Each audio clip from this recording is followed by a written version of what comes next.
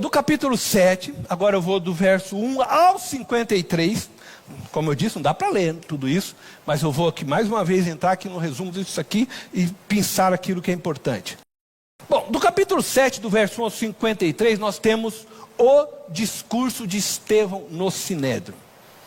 Em seu discurso, Estevão narra a história de seu povo, iniciando essa história por Abraão e a promessa de Deus dada a ele.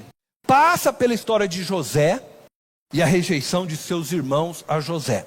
E depois cita Moisés, que também foi rejeitado por seu povo, mostrando então que Deus sempre foi libertadores e que eles sempre rejeitaram os libertadores oferecidos por Deus. Só para você entender melhor o que está acontecendo. Então começa o seu discurso. Então ele vai apresentar Abraão, a promessa de Deus. José quer mostrar que estes homens todos foram rejeitados, né? Abraão, José, Moisés, pelo povo chamado povo de Deus. Isto é, ele está falando para o Sinédrio, ele está falando para aqueles religiosos que lá ocupavam. Ele está dizendo, vocês sempre rejeitaram os homens que Deus deram. É disso que ele está falando. Então, ele está fazendo uma defesa, mas ao mesmo tempo também ele está sendo firme, vamos assim dizer, nessa defesa contra aqueles homens.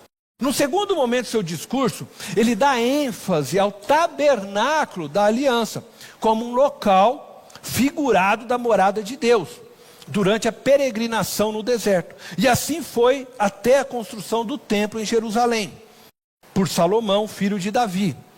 Contudo, ainda assim o povo se desviou de Deus para adorar falsos deuses. Então, ele acusa esses homens, que eles já estavam rejeitando aqueles a quem Deus havia enviado para libertá-los.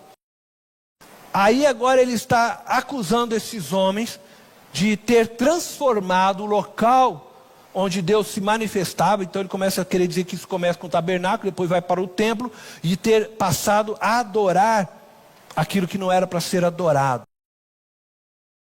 E depois Estevão vai ainda os acusá-los de transformar o templo então em um ídolo. Ele chega a dizer, né, acreditando que Deus, o Altíssimo, habitasse no templo de Jerusalém. Ele fala essas palavras, né, para aqueles homens. Ele lembra a eles as palavras do profeta, que Deus não habita em casa feitas por homens. E por fim, ele termina o seu discurso afirmando aos homens do Sinédrio que eles eram rebeldes e obstinados. Ele já está pontuando, mostrando a ele, pau, chuta mesmo de vez a coisa, né? Vocês são rebeldes e obstinados como seus antepassados. Ele fala isso para eles, resistindo à voz do Espírito Santo. No verso 54 a 60 nós temos então, vamos dizer, a consequência desse discurso.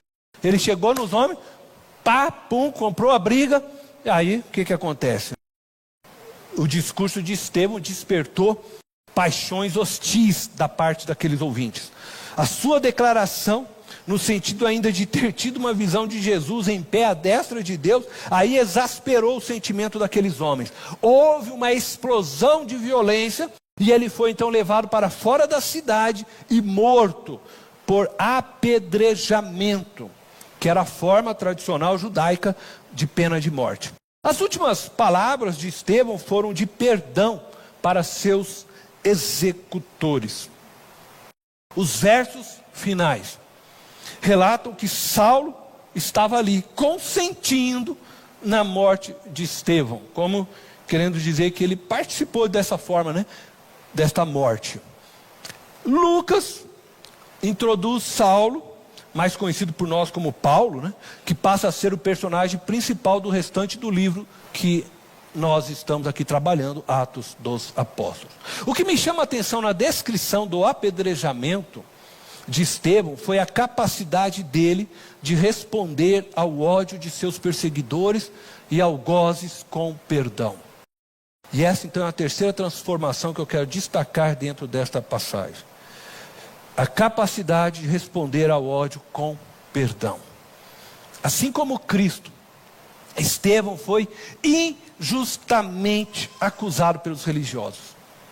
Ele, da mesma forma que Jesus, entrega a sua vida para Deus e perdoa aqueles que estão lhe fazendo mal.